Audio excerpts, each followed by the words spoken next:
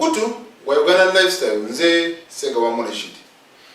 Akati omuyimbi Alien Skin kosa n'omukumi we Julio kooti bakkiriza okweyimirirwa baba wadde bail. Kati Alien Skin kiraga nti balina osasula akadde akamu akosa n'obukadde obusatu kubanga emisango giri ebiri. Kati mu mbeera bw'ekyo kino kitegeeza ki?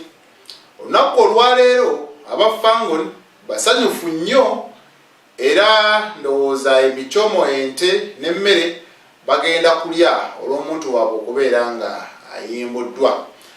Mu mbeera endala waliwo bangi abadde basabirira Alien Skin asigale ng'ali mu kkomera.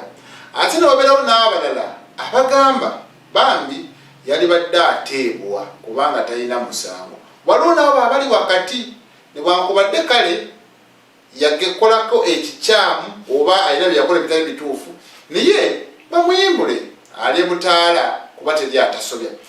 Kati wano looya waabwe Nahebwa ategeezezza nti emisango tegivuddeewo jese babawadde bail. Kitegeeza balina okuddangayo ne beeripootinga ate balabe omusango guno eno oba gubasinga oba tegubasinge. Naye embeera nga bweri abafangon basobodde okubeera nga bajja naddala abo abavubuka abageto ne bawera bagamba leero tuddayo naye n'ebirala. Ekintu kyendowooza nti nno gavumenti weba esazeewo nti emisango gigende mu maaso era giba gisobola okugenda mu maaso. Ate era still munda eyo ffe gye tutamanyi walina okuba nga babeerawo enteeseganya kuba bano balooya tetukoma kubalabaawo mu kkooti wokka. No, bagenda n'ero bagamba nti kati eddwaliro ly'ensambya waliyo ekyasoba. Kitegeeza looya kimwakatako okukwata n'abalala awamu bagende oba beetonda nga beetonda. Ensobe ziba zaakolebwa ne bazigonjoolera ebbali eyo mu mpolampola era bali eri ne batuuka ekiseera ne bagamba kale katulabe ekyokukola. Then noono agambibwa okuba nti nno yabbibwako essimu naye ne badde ebbali nti sente mmeka ezo nga nazo bakola ki batola. Tamale Junior ye bamututte kakaaba bamugamba vaawo wano. Jjukira yagaana okuyiwawo omubiri. Ye yagamba si mulamuzi ate sirooya n'olw'ensonga eyo tajja kuvaayo kuwolereza Alien Skin ensonga n'azirekera kkooti. Naye olw'okuba munnange omuntu waba ayagala omuntu tomunyumiza ebyo ono bamugambye tujja kukubira bwereere lokakkananga poliisi emuggyeewo. Full figure y'omu ku babeereddewo Alien Skin Ronald Mayinja tumulabyeko kussa ne Aruna Mubiru babaddeyo. Kalifa Aganaga naye abaddeyo. Kati okwawukanamukko n'ebirala abayimbi tetubalabye nnyo nga bajjumbira ensonga eno kwegamba beefudde kyesirikidde era ne balaga nti tebibakwatako nnyo. Bw'otunuulira abayimbi Alien Skin be yawa kolabo okuva ddala ku Kireva J okuva ddala ku Diana Nalubega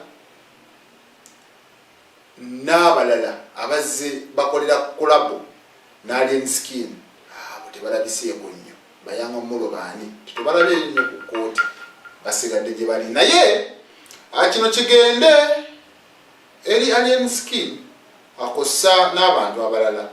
Katonda mulungi nti basobodde okubeera nga bakuyimbula mu mbeera nga bweri ne bakukkiriza okweyimirirwa. Naye kikuyambyeko okwekuba mu ttooki n'omanya butya nti abantu baneeno b'otambula nabo tekyandibadde kibi kutambula nabo naye okuzza emisango. Kyobala abantu babaddengawo nga bagamba mutulage ka vidiyo nga Alien Skin akuba abakuumi nga Alien Skin akuba omusawo. Ekyamazima ng'oyinza obutakafuna naye olw'okuba nti emmotoka ezo ezabaddewo za Alien Skin ate gwe mukulu kitegeeza gwe asookebwako. Kati kyamakulu nnyo okuwa ebiragiro n'okontrolinga eggaali gy'otambula nayo. Lwaki incident ene yagwawo waliwo abantu bangi nnyo abali bakukkiririzaamu era abakwagala naye balaba ekyatuukawo abamu ne bagamba gundi ono mukyamu kitegeeza ki boddamu n'okola ekintu ekirala ekyefaananyiriza ekyo kitegeeza ki n'abalala bw'oba osigazzaawo bajja kuddamu beetooleko gwe yatandika n'ekikumi kati saawa eno incidence eno yaguddewo wasigazzaako ng'ensanvu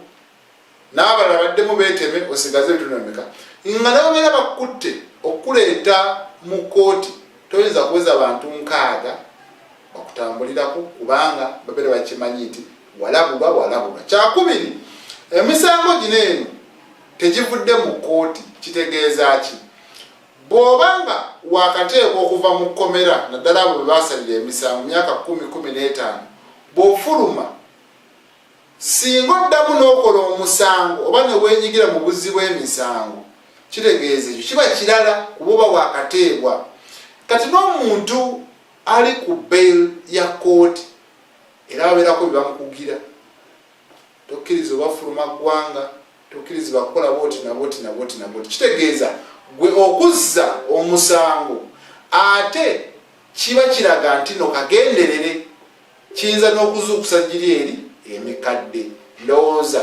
ebirabana ebituuseewo abinaakuyambako okubeera ng'okkakkana ate era munnange n'abatambulira mu ggaali nabo osobola okubeera nga obasengejja abyebyo nze Ssegawa Mulushi.